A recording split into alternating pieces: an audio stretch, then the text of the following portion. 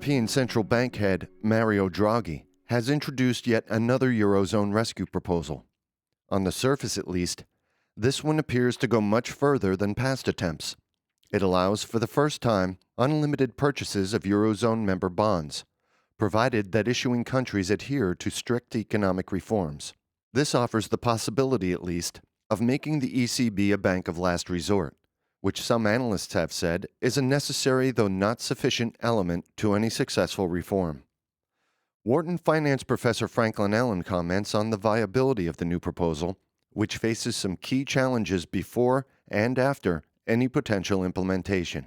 So last week we had the big news from the European Central Bank that they were going to have this new program where they'll buy unlimited amounts of eurozone sovereign debt, provided a country signs up for some kind of program that's approved by the EU and the IMF in the way that's been done for the countries currently in program, like Ireland and Portugal. This is a big development, potentially, because the amount that they're willing to buy is unlimited. Everything up to now has had very strict limits on it. Now, the first big issue is quite how will the conditionality work.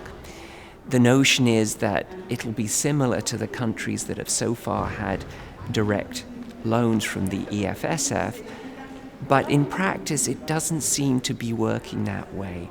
So, for example, the Prime Minister of Spain seems reluctant to enter into any kind of negotiations. His view is that the EU has asked him to do some things. He's currently doing them, the government is, and they don't really need anything more.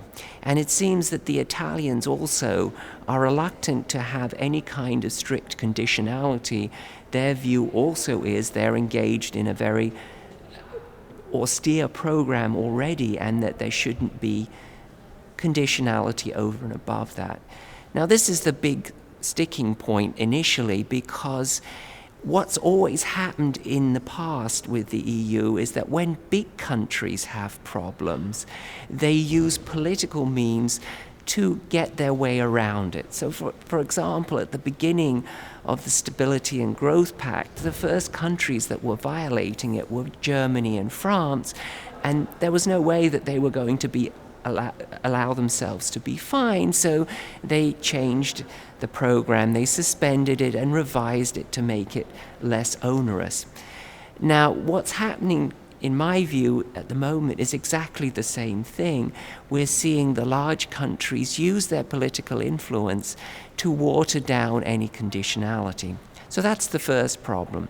The second problem is that once we get into this program and the ECB is buying what could be potentially very large quantities, then if the country doesn't come through with the conditionality as judged by the governing council, what exactly are they going to do? Are they really going to stop buying and see the yields shoot up, and then the country potentially face a run on its debt and face tremendous problems?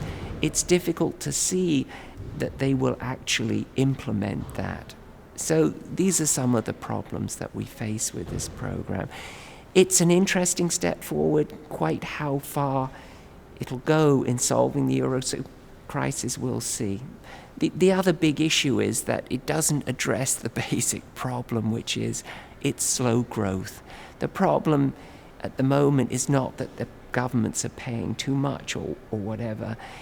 The real problem is the Eurozone's going into recession. These countries on the periphery are not growing. In fact, most of them are shrinking at the moment. And these policies are not going to change that in a dramatic way.